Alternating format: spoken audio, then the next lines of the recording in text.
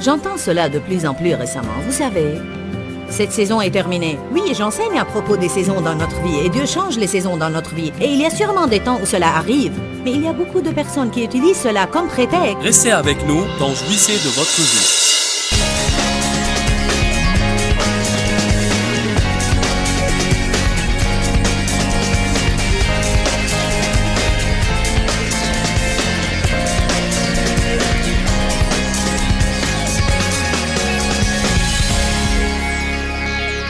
Notre message est intitulé « Je suis pressé, mais Dieu ne l'est pas ».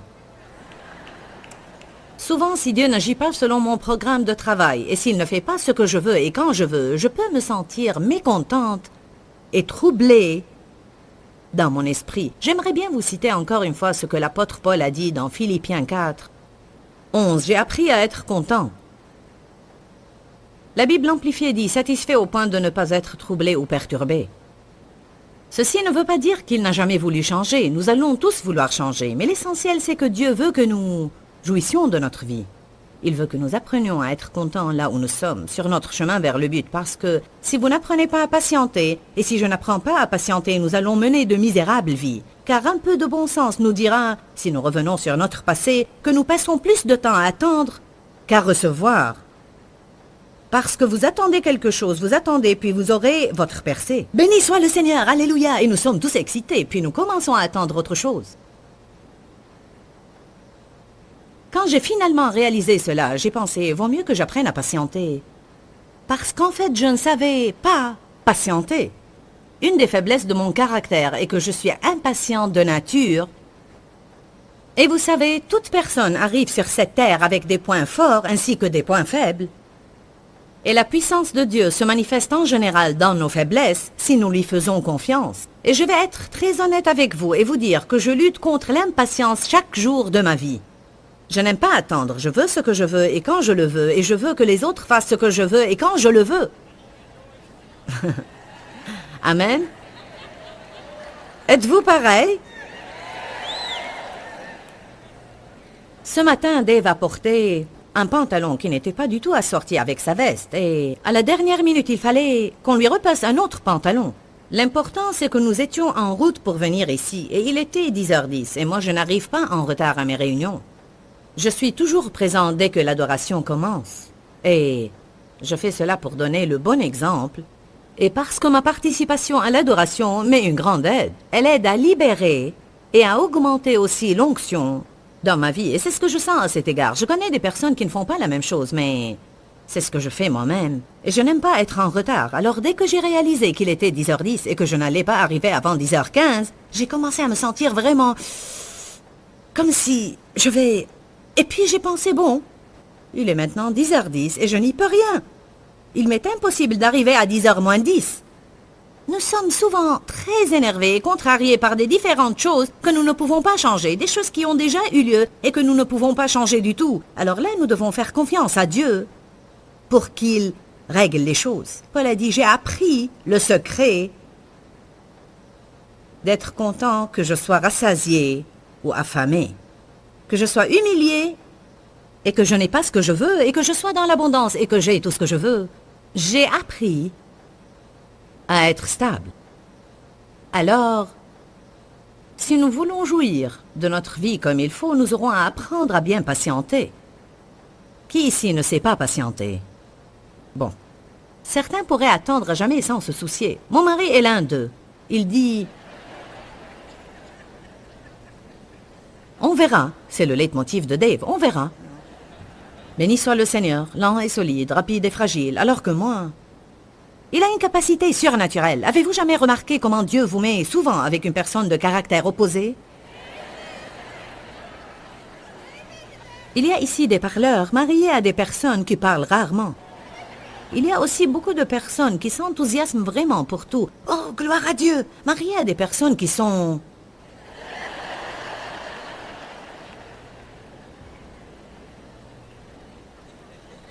Certains d'entre vous n'aiment pas attendre et ils sont mariés à des personnes qui pourraient tout remettre à jamais. Pourquoi cela? C'est parce que nous avons besoin l'un de l'autre. Et je ne sais pas ce qui arriverait si Dave et moi étions semblables. Nous aurions eu de sérieux problèmes. Lui m'encourage à être patiente et moi, à mon tour, je l'encourage à se presser. Voilà comment ça se passe. Allez à Jacques chapitre 5. Je vous dis, je veux jouir de ma vie.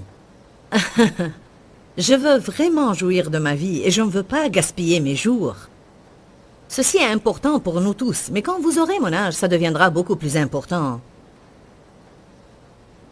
Parce que je sais que j'ai déjà vécu plus que ce qui me reste encore à vivre.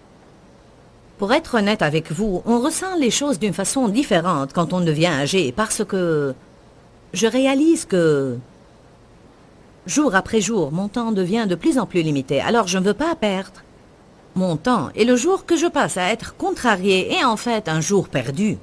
Quelqu'un peut dire Amen?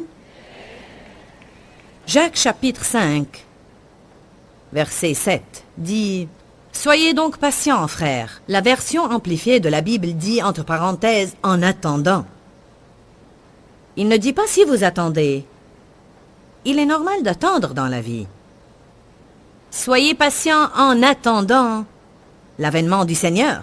Pensez au cultivateur qui attend patiemment. Comment nous attendons est important. On est supposé patienter en s'attendant à ce que Dieu fasse quelque chose de grand. Et garder l'esprit d'attente dans l'expectative rend la vie intéressante et passionnante. Nous avons à nous attendre toujours à avoir une percée dans notre vie pour nos bien-aimés et nous avons à verbaliser cela. Dieu, tout est possible. Je m'attends à ce que quelque chose de bien ait lieu aujourd'hui. Je m'attends à une percée aujourd'hui. Ne permettez pas au diable de vous mentir et ne verbalisez pas ce qu'il vous dit. Ça ne va jamais changer, ça ne va jamais changer. Je ne vais jamais avoir de l'argent. Je ne vais jamais avoir un meilleur travail. Je ne vais jamais me marier. Jamais, jamais. Nous devons arrêter de dire jamais et commencer à dire soudain. Je m'attends à une percée de Dieu soudain, au milieu de la nuit. Quand Paul et Silas étaient en prison, soudain, une lumière y jaillit, la prison fut ébranlée et les portes s'ouvrirent. Il est intéressant de faire une étude sur le mot « soudain » dans la Bible, afin de voir combien Dieu a fait de merveilleuses choses soudain. Vous pouvez avoir un problème durant 25 ans et en souffrir, même ce matin, mais il se peut qu'il soit totalement résolu ce soir avant d'aller au lit, si c'est Dieu qui tient le volant. Aux hommes, cela est impossible, mais à Dieu, tout est possible. Alléluia. Tout le monde va attendre. La patience est vraiment... Nous avons parlé de la patience. La patience n'est pas la capacité d'attendre. Ce n'est pas le vrai sens du mot. La patience, c'est comment vous agissez pendant que vous attendez. Attendre est une chose, alors que patienter est une attitude. La patience ne se développe que durant les tribulations. Selon le dictionnaire grec, vous ne pouvez développer votre patience que lorsque vous n'obtenez pas ce que vous voulez quand vous le voulez, ou lorsque vous n'arrivez pas à vous débarrasser de certaines choses que vous ne voulez pas dans votre vie, et quand vous endurez avec une bonne attitude.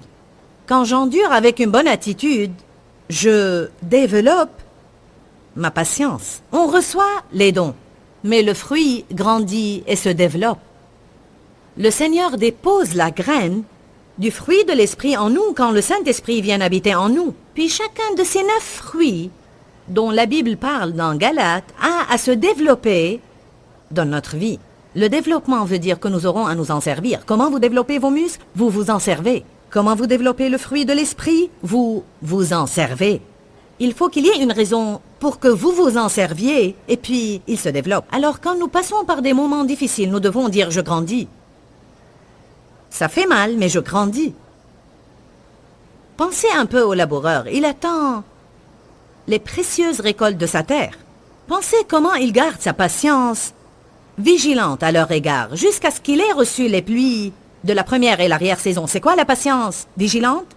Ce sont les choses qu'il fait en attendant.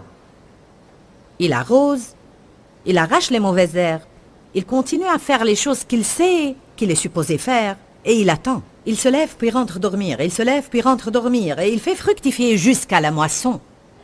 La Bible dit que nous avons à faire fructifier jusqu'à ce que Jésus revienne. Alors, qu'est-ce que je dois faire en attendant que mon problème soit résolu? Je dois toujours louer, adorer, obéir, servir les autres, grandir aimer, prier, travailler dur, me lever et aller dormir, me lever et aller dormir, me lever et aller dormir. Je dis toujours, une grande partie de ma vie ne va pas être un voyage passionnant. Ça va être lundi, mardi, mercredi, jeudi, vendredi, samedi, dimanche, lundi, mardi, mercredi, jeudi, vendredi, samedi, dimanche, lundi, mardi, mercredi, jeudi, vendredi, samedi.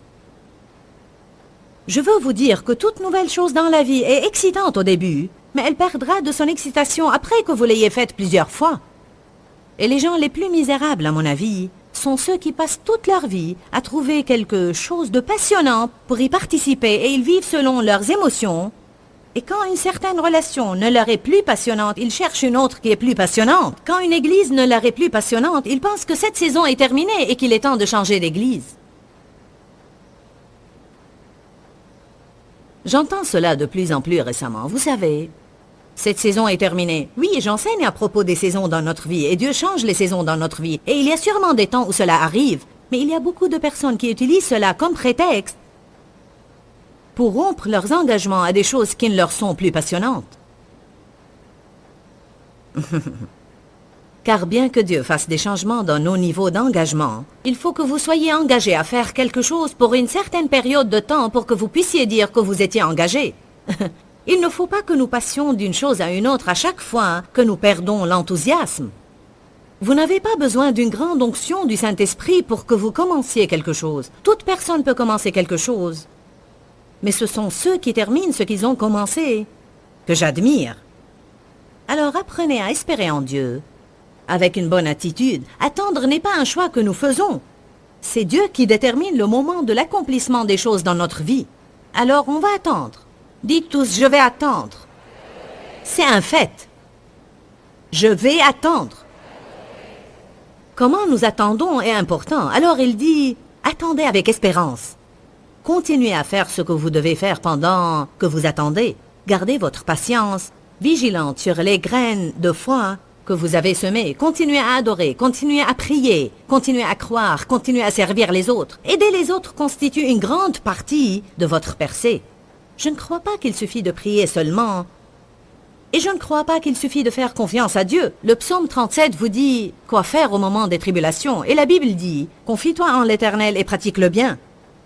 Je dois faire deux choses, me confier en Dieu et continuer à aider les autres. Et si j'avais un problème aujourd'hui, peut-être que j'ai un problème. Peut-être que j'ai un problème personnel, mais ceci ne m'a pas poussé à rester chez moi et ne m'a pas empêché de venir ici.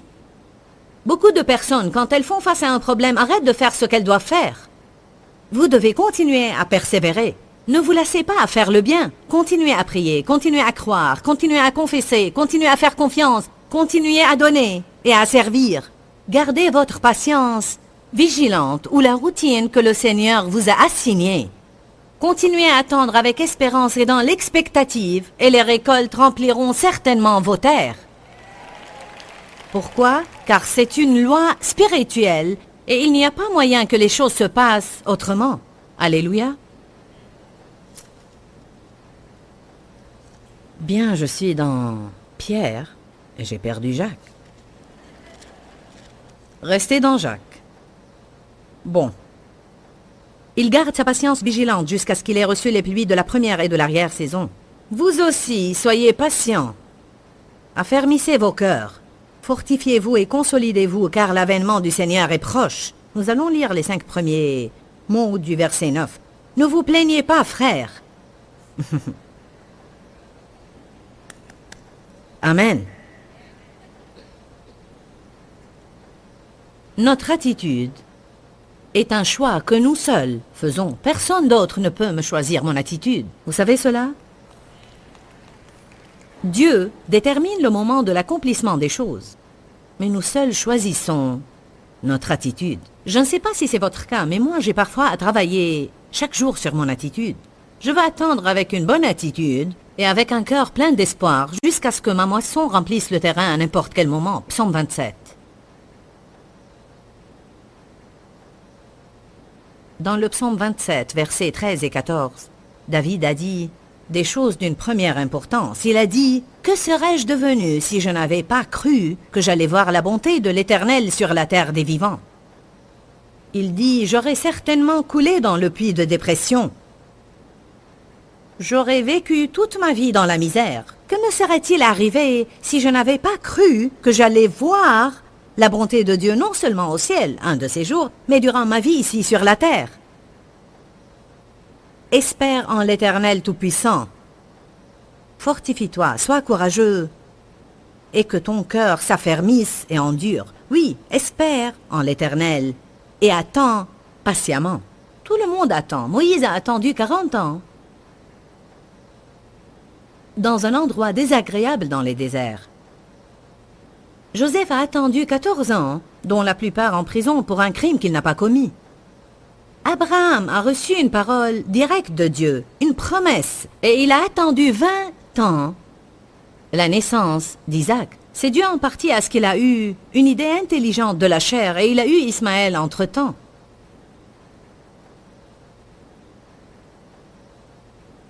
Job a attendu. Ruth a attendu. Esther a attendu. J'ai attendu. Et j'attends maintenant aussi certaines choses. Et quand j'aurai cette percée, je vais attendre autre chose. Depuis plusieurs années, j'ai dit à Dave à propos du ministère.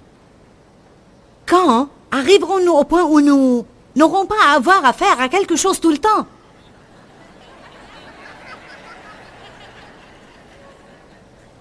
Il a répondu « Jamais ». Très calmement. Il ne m'a pas fait un sermon, il a dit « Jamais ». Et vous savez, c'est la vérité.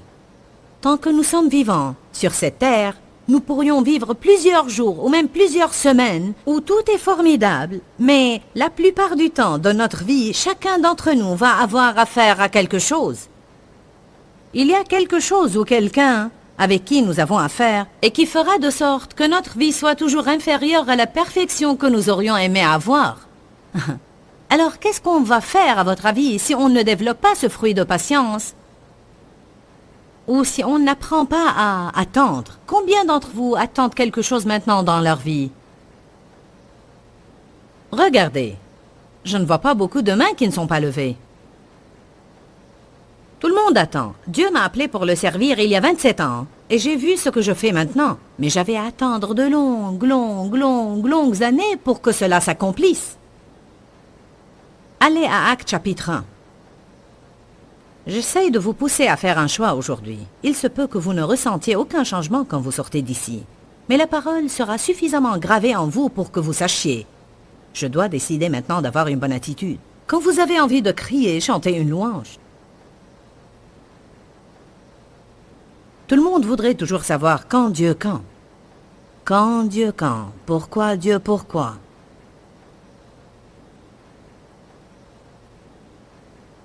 Verset 6. Alors les apôtres réunis lui demandèrent, « Seigneur, est-ce en ce temps que tu rétabliras et restaureras le royaume d'Israël ?» Il leur répondit, « Ce n'est pas à vous, et il ne vous appartient pas, d'être informés de ce que l'avenir porte, et de connaître les temps ou les périodes ou les années ou les saisons ou les moments critiques dans les prochaines années à venir, que le Père a fixé, déterminé et réservé de son propre choix, de sa propre autorité et par son propre pouvoir. » Il a répondu en d'autres termes, ou si on le disait dans notre langage actuel, « ça ne vous regarde pas ». N'est-ce pas ça ce qu'il a dit? Ce n'est pas à vous de connaître. Ce privilège m'appartient. C'est moi qui connais les temps. Dieu veut que nous lui fassions confiance pour savoir qu'il accomplira les choses dans notre vie au bon moment. Laissez-moi maintenant vous citer une déclaration qui m'est très importante. Avoir confiance en Dieu n'existe pas sans avoir des questions restées sans réponse. Si nous connaissions tout ce que Dieu connaît, il ne serait plus notre Dieu. Car celui qui va être Dieu dans ma vie doit connaître plus que moi, n'est-ce pas? Il doit me dépasser en savoir, en connaissance et en sagesse aussi. Dans Luc 19, 13, la Bible dit « Faites fructifier jusqu'à ce que je revienne ». C'est un des exemples dans lesquels les talents ont été donnés aux gens. Puis il dit « Allez et investissez et ayez un grand rendement jusqu'à ce que je revienne et vous me rendrez compte. Prenez tout ce que je vous ai donné, exploitez-le bien. Faites ce pourquoi je vous ai envoyé jusqu'à ce que je revienne. » Je ne dois pas me soucier pour savoir quand Jésus reviendra. Ne comprenez pas de travers ce que je vais vous dire. Je pense que ce serait bien de faire des études d'eschatologie et je crois qu'on doit lire l'Apocalypse. La Bible nous confirme que celui Qui le lit sera béni et c'est bien d'écouter des enseignements et des différentes théories à propos du retour de Jésus et ce que nous devons attendre en ce jour. Je ne vous dis pas de rester ignorant, mais je crois que les gens commettent une grande erreur en s'appliquant à savoir quand Jésus reviendra. Car si vous vous laissez prendre par des choses pareilles, vous ne ferez pas ce que vous êtes supposé faire maintenant. Je ne sais pas quand Jésus reviendra. On s'attendait à ce qu'il revienne en 88, mais il n'est pas revenu. Puis on s'attendait à ce qu'il revienne en l'an 2000. On s'attendait à des catastrophes avec les ordinateurs et on s'est préparé pour cet événement, mais Jésus n'est pas revenu. Depuis que j'ai connu le Seigneur, j'entends dire que le monde ne pourra pas subsister après l'an 2000. Ce n'est pas possible. Je cherchais toutes les dates, les fêtes et les chiffres et les gens me le prouvaient bibliquement. Mais vous savez, c'est quoi la vérité? Personne ne sait quand Jésus viendra. Bientôt. C'est-à-dire quand? Quand il sera prêt. Au temps fixé, c'est-à-dire quand? Personne ne sait.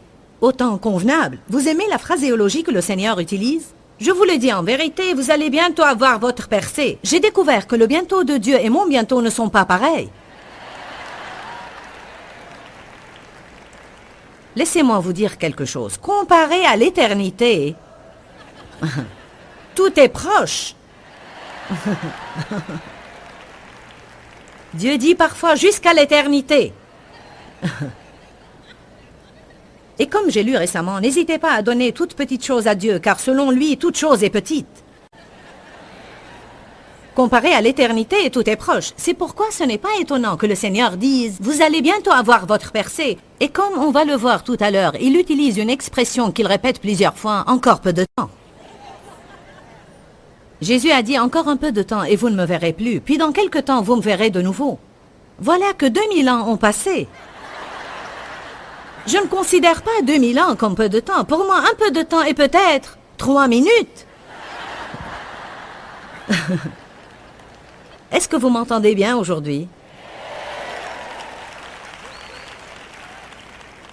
La chose principale que Dieu veut quand il viendra est trouver la foi sur la terre. On lit dans Luc 18 l'histoire d'une veuve qui venait sans cesse dire au juge « Donne-moi ce que je veux, donne-moi ce que je veux, donne-moi ce que je veux ». Beaucoup ont interprété ceci de la façon suivante. Priez sans cesse et demandez à Dieu ce que vous voulez. Puis la fin du verset 8 dit, est-ce qu'il trouvera la foi sur la terre quand il reviendra? La morale dans tout ça, c'est que même si je n'aurais pas encore eu ma percée, nous avons abordé aujourd'hui un sujet que nous avons tous dans notre vie et c'est qu'on est toujours en hâte. Mon message aujourd'hui est intitulé « Je suis pressé, mais Dieu ne l'est pas » et c'est la vérité absolue. Je crois que l'un des plus grands problèmes que nous avons dans notre société est que tout le monde demande une satisfaction immédiate. Nous ne voulons pas attendre. Nous sommes toujours pressés, nous réglons nos alarmes et tout le monde se hâte de faire les choses. Mais Dieu n'est pas pressé. Dieu a toujours un bon plan pour notre vie et il va l'accomplir au moment qu'il choisit. Alors nous pouvons nous reposer et laisser Dieu être Dieu dans notre vie. On parlait du contentement et de la satisfaction. C'est exactement ce que je demande pour moi-même et ce que je demande pour vous aussi. Je suis une personne pratique.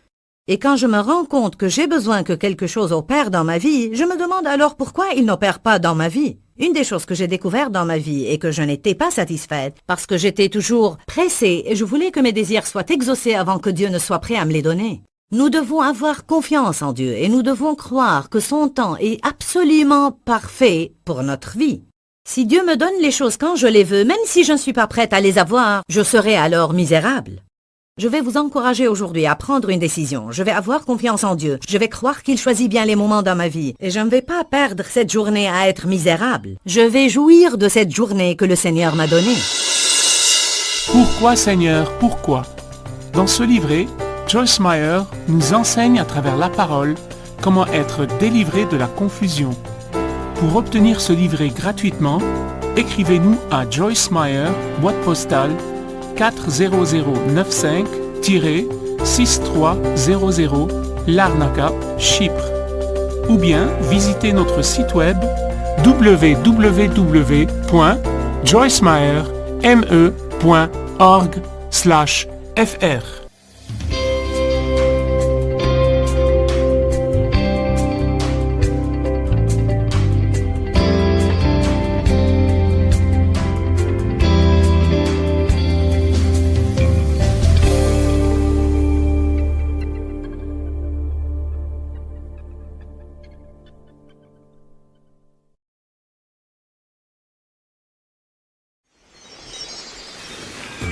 Dans l'économie de Dieu, personne n'est né du mauvais côté de la vie. Personne ne vient d'une mauvaise famille. Personne n'a un passé tellement mauvais qu'il ne peut être surmonté. Son bras n'est pas trop court pour vous atteindre dans votre gouffre et vous en sortir.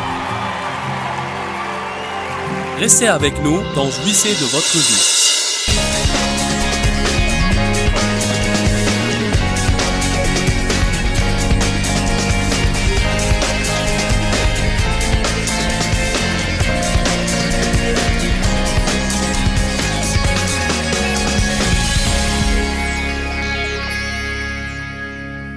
Prenez une décision aujourd'hui.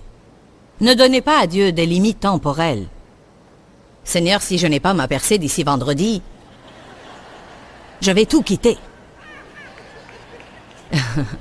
Seigneur, si tu ne fais pas quelque chose, ce week-end, durant cette conférence, beaucoup sont venus ici en disant, si tu ne me donnes pas une parole, vous avez déjà reçu près de 10 000 paroles depuis votre arrivée ici. Ça me dérange quand des gens viennent me voir à la fin d'une réunion ou m'écrivent une lettre. Dieu m'a dit que tu allais avoir un message pour moi. Et voilà que j'ai prêché pour 15 heures. Dites-moi, qu'est-ce que vous pensez que je vous ai donné?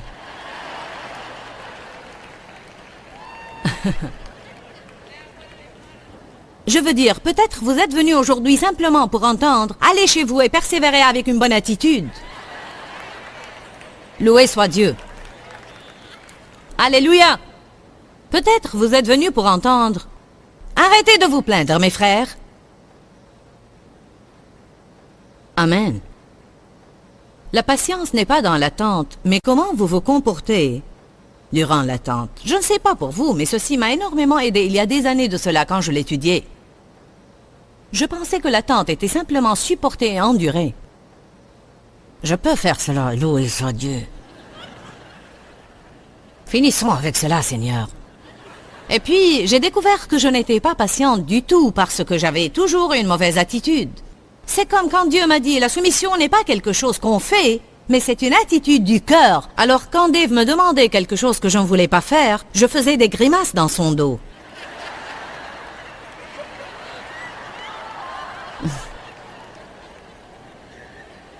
Allez maintenant. Oui, chérie. En réalité, faire simplement ce qu'il me disait de faire ne veut pas dire du tout que j'étais soumise, parce que c'était mon attitude qui était le problème. Quelqu'un devrait applaudir parce que je prêche bien aujourd'hui.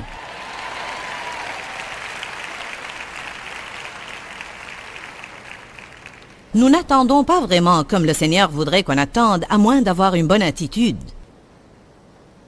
Alléluia. Étudions un peu la patience pour un petit moment. Prenez Hébreux 6, verset... Hébreux 10.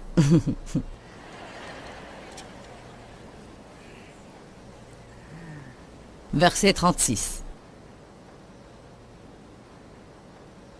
Vous avez besoin de constance, de patience et d'endurance. Vous savez ce que j'ai remarqué? Souvent, nous ne prions pas pour les gens. Des prières qui sont vraiment bibliques et à l'instar de la façon dont Paul priait pour les églises ou à la manière de Jésus-Christ. En fait, je n'ai jamais trouvé que Paul priait pour que les gens soient délivrés de leurs problèmes. Il priait pour qu'ils puissent endurer avec une bonne attitude. Vous n'aimez pas ça? Regardez comme vous êtes calme. Paul a prié qu'il passe à travers et soit constant et non pas renoncer et tout lâcher, qu'il puisse ne pas se lasser à faire le bien et qu'ils puissent endurer tout ce qu'ils rencontreront avec une bonne attitude et qu'ils puissent avoir de la miséricorde et cheminer dans l'amour et que leur amour puisse s'épanouir et grandir. Il n'a pas simplement imploré « Oh Dieu, délivre-les de tous ces problèmes. Dieu, que leurs affaires prospèrent, donne-leur une meilleure position. » Je crois que nous sommes devenus extrémistes dans notre société. Oui, certainement, Dieu veut que nous soyons prospères. Il ne veut pas donner toutes les choses qu'il a aux pécheurs. Les trésors des pécheurs sont amassés pour les justes. Oui, Dieu veut que l'on prospère. Amen. Je ne veux pas d'un groupe de personnes qui n'aiment pas que je possède des choses. Je veux les donner à mes enfants. Mais je veux que ceci soit dans la droiture et qu'ils se comportent bien, pour que je sente que mes choses sont en sécurité avec eux. Nous avons de bons enfants, mais j'essaye de dire que, à qui Dieu aimerait donner ce qu'il a si ce n'est à nous? Mais ce n'est pas ce qui est de première importance dans l'Esprit de Dieu. Il veut que nous vivions une vie sainte. Il veut que nous soyons des lumières scintillantes dans un monde obscur. Il veut que nous nous servions l'un l'autre avec amour. Il veut qu'on accomplisse son appel sur notre vie, que nous nous arrêtions de murmurer, de grommeler et de nous plaindre, et que nous soyons constants dans l'attente. Il veut que nous manifestions les fruits de l'Esprit. Cherchez d'abord le royaume de Dieu et sa justice, et toutes ces choses vous seront données. Nous n'avons pas à poursuivre les bénédictions. Elles nous poursuivront si nous poursuivons Dieu. Amen.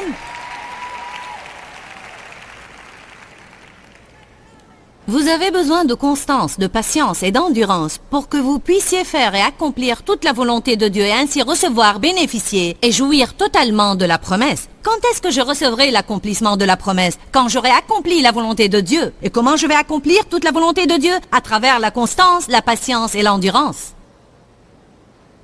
Il dit encore peu de temps. La Bible amplifiée dit bien peu de temps. Le temps est plus court maintenant. Celui qui vient arrivera et il ne tardera pas. Verset 38. Mais comment vivra le juste? Le juste vivra par la foi. Quelles sont quelques-unes de nos tentations durant l'attente? Nous sommes tentés durant l'attente. Nous serons tentés de renoncer. C'est probablement la première tentation majeure de tout lâcher et d'arrêter de croire en Dieu, de devenir négatif et commencer à dire des stupidités, de devenir plein de ressentiments parce que nous ne recevons pas ce que nous voulons quand nous le voulons, et de devenir en colère contre Dieu ou contre les personnes qui ont déjà reçu leur percée. Nous sommes tentés de devenir difficiles à contenter, soupolés, quand les choses ne vont pas comme on veut, et jaloux de ce que les autres ont et qui ont été patients et reçoivent maintenant leur héritage. C'est tellement stupide d'être jaloux de quelqu'un parce que s'il vit dans la manifestation de sa percée, c'est parce qu'il a déjà fait ce que Dieu essaye de nous faire faire. Amen. Il y a un endroit où j'allais pour un certain temps pour du travail et pour communier avec les autres. C'est drôle comme parfois nous pouvons penser que les gens nous apprécient et puis nous découvrons que non. Au moins tous étaient gentils devant moi. Puis récemment quelqu'un m'a dit qu'il était dans cet endroit et il a dit: par hasard, pendant que j'étais assis là et personne ne savait que je te connaissais, tu es devenu le sujet de conversation. Eh oui, cette Joyce Meyer, elle vient ici. Et puis ils ont continué à parler de la voiture que je conduis et des habits que je mets. Et ils en rajoutaient et en rajoutaient. Elle prend probablement toutes ces offrandes que les gens donnent et puis elle achète avec toutes les choses qu'elle a. Et la dame qui me connaissait était en fait la belle-mère de ma fille. Et alors, elle leur a dit: ah, excusez-moi, vous ne connaissez pas les faits tels qu'ils sont. En réalité, vous ne savez même pas de quoi vous parlez. Et leur réponse était: d'où on vient, les prédicateurs sont tous pauvres. N'est-ce pas stupide? Aimeriez-vous que je vous mène à la pauvreté et la misère?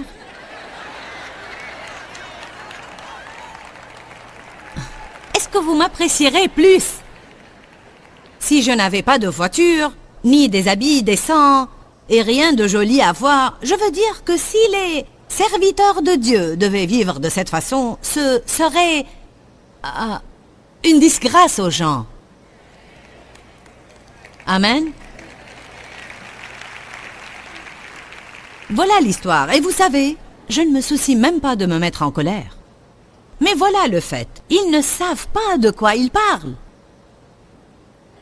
Ils n'étaient pas là quand j'avais une voiture ancienne et prêchais la prospérité. Ils n'étaient pas là quand j'ai emprunté un tailleur pour donner le premier message de la vie dans la parole car je n'avais pas d'habits décents. Ils n'étaient pas là quand j'ai quitté mon travail et j'avais besoin d'un miracle de $50 chaque mois juste pour payer mes factures parce que Dieu m'avait dit de préparer pour le ministère que j'ai cru par la foi que j'allais avoir un jour. Il n'était pas là quand j'ai pleuré et pleuré jusqu'à ce que j'ai senti que je n'avais plus une seule larme à verser, parce que j'ai passé des années à faire ce que j'ai senti que Dieu m'avait demandé de faire et que rien ne se passait, mais Dieu me disait ne lâche pas. Nous héritons des promesses de Dieu par la foi et par la patience. Comme c'est stupide d'être jaloux de quelqu'un d'autre et de vouloir ce qu'il a mais ne pas vouloir faire ce qu'il a fait pour l'avoir. Dieu ne fait point exception de personne et il fera la même chose pour tous. Dans l'économie de Dieu, personne n'est né du mauvais côté de la vie. Personne ne vient d'une mauvaise famille. Personne n'a un passé tellement mauvais qu'il ne peut être surmonté. Son bras n'est pas trop court pour vous atteindre dans votre gouffre et vous en sortir.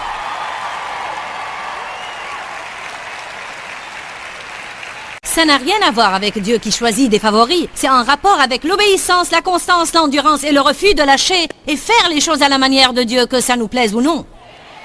Amen. Je crois que c'est une bonne nouvelle de savoir que je peux avoir les mêmes opportunités que quelqu'un d'autre peut avoir si je fais ce qu'il a fait. Combien de personnes sont en marge de la vie quelque part parce qu'ils ont trouvé un endroit confortable pour se garer? Je ne me suis pas encore garé. Je suis toujours à la 4e vitesse.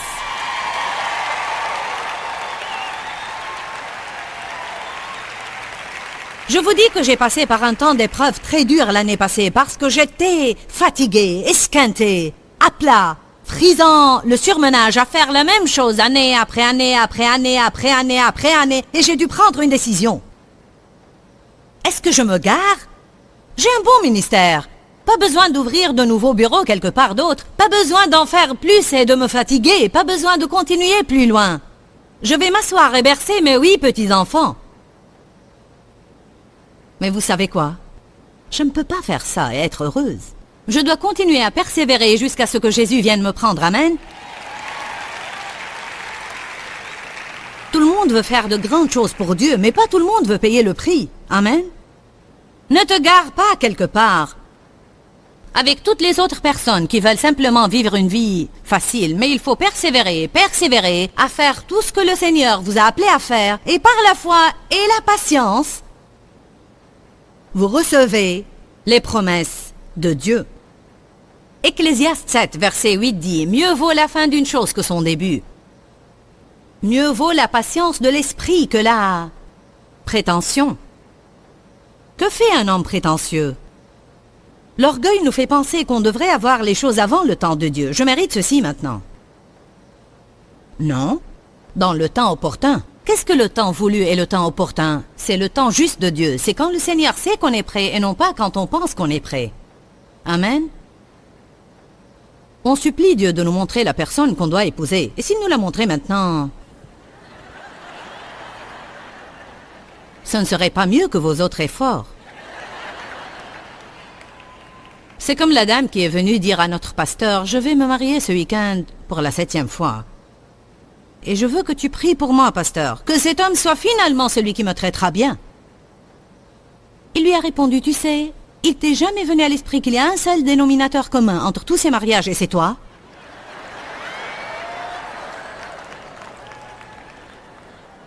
Oh oh, je vais continuer, ok? Tu prêches bien, Joyce, merci. Nous parlons d'être dans le contentement et la satisfaction. Jacques chapitre 1. Les 4 premiers versets. Tout le monde grommelle quand on dit d'aller à Jacques 1. Il dit, tenez pour une joie suprême, mes frères, d'être en but à toutes sortes d'épreuves et de tentations. Vous le savez, bien éprouvé, votre foi produit la constance, la patience et l'endurance. Comme je dis fréquemment, les épreuves ont engendré en moi beaucoup de choses avant d'en arriver à la patience. Mais toutes ces choses doivent avoir lieu parce que nous ne commençons à nous connaître vraiment que dans les moments difficiles. Nous ne savons pas vraiment combien de fois on a que quand les choses ne se passent pas comme on veut. Et parfois nous pouvons penser que nous sommes de grands hommes de foi, loué soit Dieu. C'est facile de dire à tout le monde, fais confiance à Dieu. Donne-lui tes soucis, alléluia. Jusqu'au moment où vous avez le même problème et vous dites « Ah !» Puis quelqu'un vous dit « Donne-lui tes soucis » et vous avez envie de le gifler. Vous savez combien je déteste quand quelqu'un vient me prêcher un de mes sermons?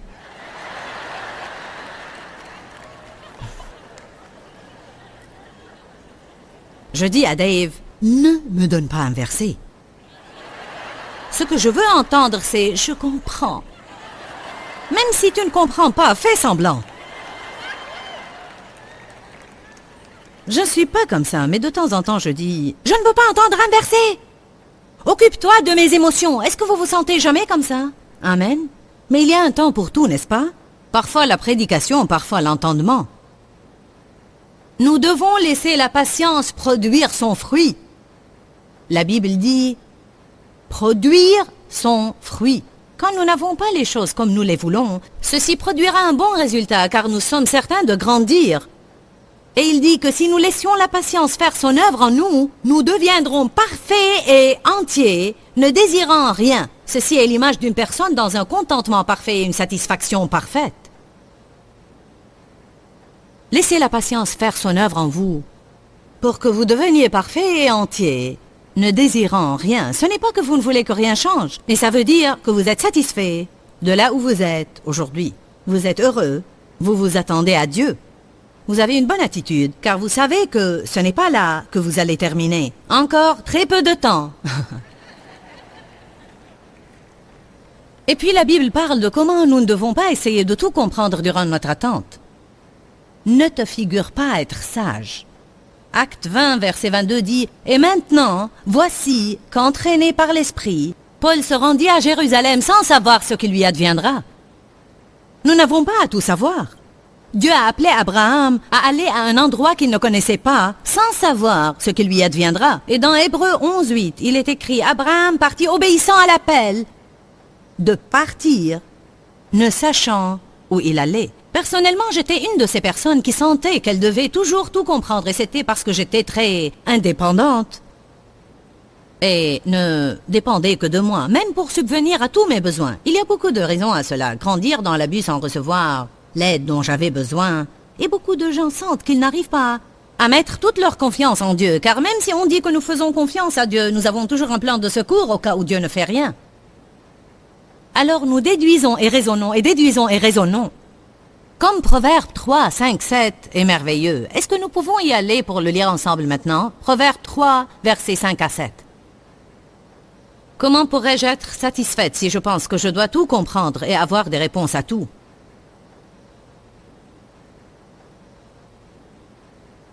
Nous essayons de nous comprendre et de comprendre tout le monde, et ça c'est une impossibilité.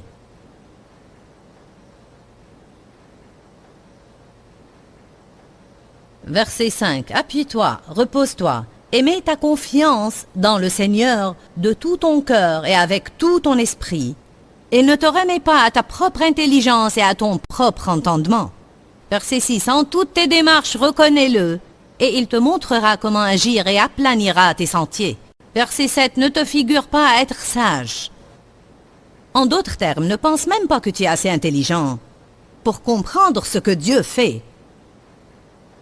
En toutes tes démarches, reconnais-le, ne te figure pas être sage, crains révérentiellement et adore le Seigneur et détourne-toi du mal. C'est-à-dire, ce qui doit m'intéresser, c'est vivre une vie sainte sans essayer de comprendre tout ce qui se passe. Qu'arrivera-t-il? Verset 8, cela sera salutaire à tes nerfs. Êtes-vous nerveux? Lisez Proverbe 3, 5 à 8, quotidiennement. N'essayez pas de comprendre beaucoup de choses, et vous vous réjouirez plus de votre vie. Dieu peut faire beaucoup plus que nous ne pouvons penser. Éphésiens 3, Dieu peut faire excessivement, abondamment, bien au-delà et infiniment au-delà de tout ce que nous pouvons espérer, demander ou concevoir. Vous voulez que Dieu fasse seulement ce que vous pouvez concevoir? Ou vous voudriez qu'il aille bien au-delà de cela? La Bible dit qu'il y a beaucoup de choses que nous n'allons pas comprendre. Dans très peu de temps, allez à Jean 16.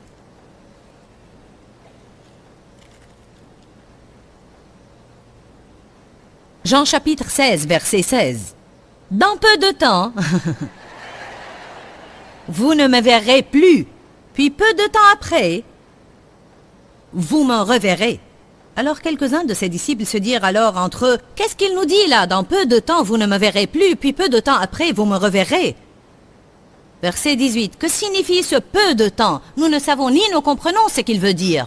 Jésus comprit qu'il voulait le questionner et il leur dit, vous vous demandez et vous vous interrogez entre vous sur ce que j'ai voulu dire quand j'ai dit, dans peu de temps vous ne me verrez plus, puis peu de temps après vous me reverrez. Verset 20. Je vous le déclare, en vérité, vous pleurerez et vous vous lamenterez et le monde se réjouira. Vous serez triste, mais votre tristesse ensuite se changera en joie. Alléluia! Au soir, la visite des larmes et la tristesse. Au matin, les cris de joie. Il a dit, vous allez perdre, mais à travers votre perte, vous allez gagner. Certains pensent seulement à ce qu'ils ont perdu, mais attendez de voir ce que vous allez gagner. Vous savez quoi? Vous pouvez prendre l'attitude que Satan a volé vos possessions et vous pouvez devenir amer, ou vous pouvez dire, tu sais Seigneur, je vais choisir intentionnellement de semer ceci comme une graine. En fait, le diable ne peut rien prendre de vous si vous le donnez à Dieu comme une graine. Que ce soit un de vos enfants, votre mariage ou votre travail, quoi que ce soit, ne laissez pas le diable le prendre. Ceci vous rendra amer. Dites, Dieu, je ne comprends pas ce qui se passe, mais je te le donne comme une graine et je crois que tu vas produire une récolte dans ma vie.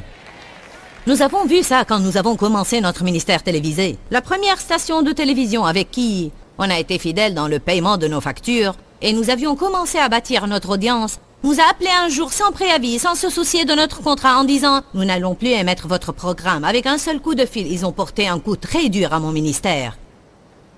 J'étais vraiment anéanti. Je pleurais. Dieu, les gens ne sont pas supposés pouvoir me faire cela et c'est tellement faux, c'est Satan. J'ai été à l'église ce dimanche-là et le pasteur était en train de parler des graines et des offrandes et le Seigneur m'a parlé. Il a dit, tu as une attitude de ressentiment et d'amertume parce que, en réalité, tu agis comme si Satan t'avait pris quelque chose de précieux. Si tu le plantes comme une graine, je t'amènerai une récolte. Ce dont il parlait était mon attitude. Et une meilleure attitude. Et dit seulement, Satan, tu ne peux pas le prendre de moi parce que je vais le donner au Seigneur. Je ne vais pas mal agir à cause de ça, je le donne, je le plante. Vous savez quoi? 1 an plus tard, nous étions sur cette station 1 jour par semaine. 1 an plus tard, cette même station nous a appelés et nous a demandé de revenir 5 jours par semaine, pas 1. J'ai reçu ma récolte.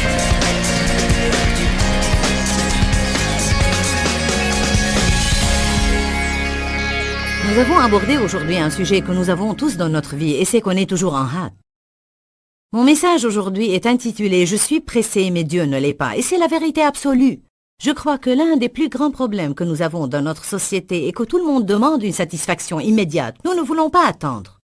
Nous sommes toujours pressés, nous réglons nos alarmes et tout le monde se hâte de faire les choses. Mais Dieu n'est pas pressé. Dieu a toujours un bon plan pour notre vie et il va l'accomplir au moment qu'il choisit. Alors nous pouvons nous reposer et laisser Dieu être Dieu dans notre vie. On parlait du contentement et de la satisfaction.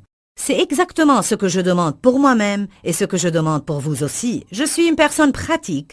Et quand je me rends compte que j'ai besoin que quelque chose opère dans ma vie, je me demande alors pourquoi il n'opère pas dans ma vie. Une des choses que j'ai découvertes dans ma vie est que je n'étais pas satisfaite parce que j'étais toujours pressée et je voulais que mes désirs soient exaucés avant que Dieu ne soit prêt à me les donner. Nous devons avoir confiance en Dieu et nous devons croire que son temps est absolument parfait pour notre vie. Si Dieu me donne les choses quand je les veux, même si je ne suis pas prête à les avoir, je serai alors misérable. Je vais vous encourager aujourd'hui à prendre une décision. Je vais avoir confiance en Dieu. Je vais croire qu'il choisit bien les moments dans ma vie. Et je ne vais pas perdre cette journée à être misérable. Je vais jouir de cette journée que le Seigneur m'a donnée. Pourquoi Seigneur, pourquoi? Dans ce livret, Joyce Meyer nous enseigne à travers la parole comment être délivré de la confusion. Pour obtenir ce livret gratuitement, écrivez-nous à Joyce Meyer, boîte postale 40095-6300 Larnaca, Chypre.